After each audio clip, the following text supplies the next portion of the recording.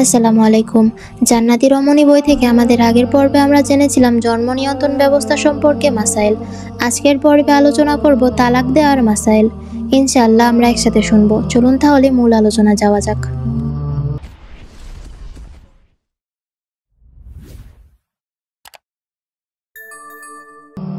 তালাক দেওয়ার মাসাইল। ১. নিতান্ত অপরগতা ছাড়া তালাক দেয়া জুলুম ও অন্যায়। ২. নিতান্ত ঠেকা ব্যতীত স্বামীর নিকট তালাক চাওয়া মহাপাপ। ৩. কোনো কল্যাণ ও প্রয়োজনে তালাক দেয়া মোহাব বা জায়েজ।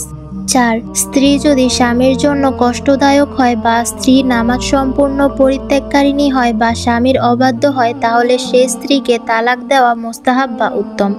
বোঝানো সত্ত্বেও যে স্ত্রী অশ্লীল কাজে লিপ্ত হয় তাকেও তালাক দেওয়া মোস্তাহাব। ৫. স্বামীর পক্ষ থেকে স্ত্রীর হক আদায় করতে অক্ষমতা দেখা দিলে তালাক দেওয়া ওয়াজিব, তবে স্ত্রী তার হক মাফ করে দিলে ওয়াজিব থাকে না। ৬. নিজের কানে শোনা যায় এতটুকু শব্দে তালাক দিলেই তালাক হয়ে যায়, স্ত্রী বা অন্য কারো শোনা যাওয়া জরুরি নয়। ৭.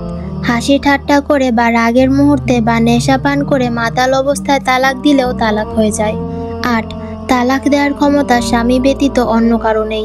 অবশ্য স্বামী কাউকে, স্ত্রীকে বা অন্য কাউকে তালাক দেওয়ার ক্ষমতা দিলে সে তালাক দিতে পারে। ৯. হায়েজ নেফাস অবস্থায় তালাক দিলে তালাক হয়ে যায়, তবে হায়েজ নেফাস অবস্থায় তালাক দেয়া গুনাহ। ১০.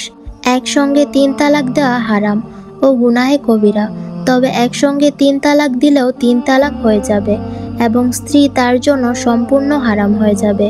এমত অবস্থায় নিয়ম মাফিক অন্য স্বামীর ঘর হয়ে ঘুরে না আসলে আর তাকে বিবাহ করার কোনো উপায় থাকবে না। ১১. কারো চাপ, জোর জবরদস্তি বা হুমকির মুখে তালাক দিলেও তালাক হয়ে যাবে। ১২. তালাকের বিভিন্ন শব্দ এবং তালাকের বিভিন্ন প্রকার রয়েছে।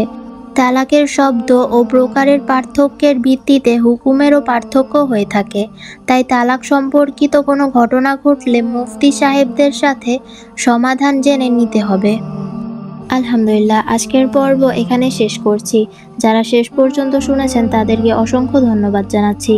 ইনশাআল্লাহ পরবর্তী এপিসোডে জান্নাতি রমণী বই থেকে আরও সুন্দর অংশ নিয়ে হাজির হব। ততদিন পর্যন্ত লাইক, সাবস্ক্রাইব করে পাশে থাকুন। আল্লাহ হাফেজ।